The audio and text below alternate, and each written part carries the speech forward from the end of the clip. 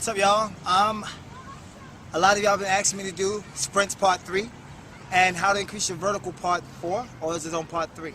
Part 3, I guess. Well, what I decided to do was bring the cameras out to practice today because I am going to be doing some plyometrics.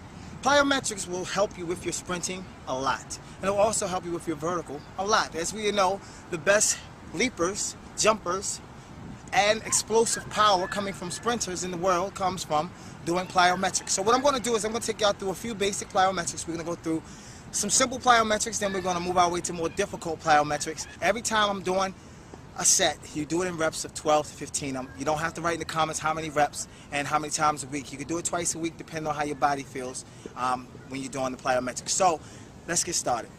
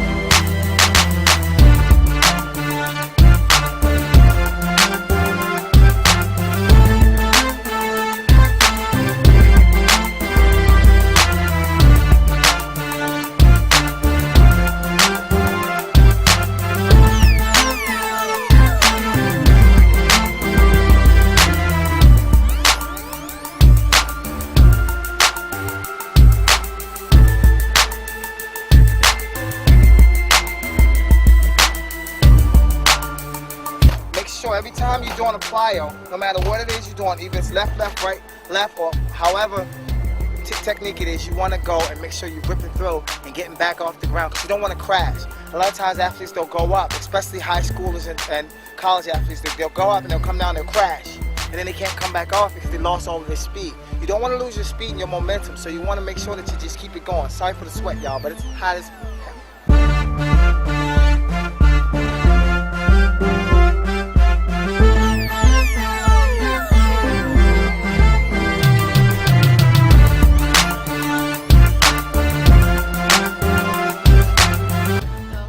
Okay folks, the reason for the cones, I know you're wondering, like, I'm going to do some of the same drills. But the reason for the cones, especially for my triple jumpers and everybody who want to jump a specific distance, is you want to put the cones there to make sure that you're going the same distance. Because a lot of times, you have a weak second phase. All my triple jumpers, you know what I mean. You come off your initiated phase, when you go into your second phase, it's really short. And then, you know, back in the day, they used to call it hop, step, and a jump. It's really not. You really got to get 3 jumps in. So you want to make sure each phase is the same distance, which is why I set the cones up, so you can make sure every leg gets optimum distance. So we're going to do some of the same drills we did in the beginning. Once you master those, you come over the cones with the same drills, okay?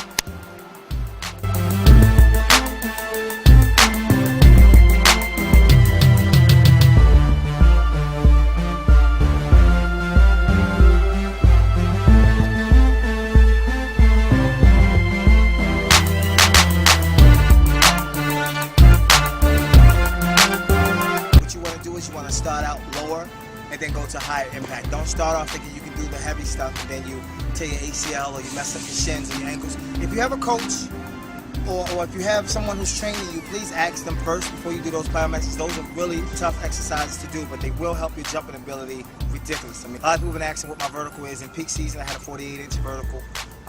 Also, I'm 6 feet tall, for everybody who's been asking my height. I will not be doing a sprints part 3, and I will not be doing an increasing your verticals part 3, so you don't have to ask. You can just do it with the first 2 tutorials. You can actually search YouTube for some more tutorials, or you can do these plyometrics. I'll randomly be putting up exercise videos to work on different variations and parts of the body, but for the most part, That's what it is, y'all. So that's it. You know, subscribe to the channel. If you have any questions, post it below. I'll try to answer as many as I can. That's it.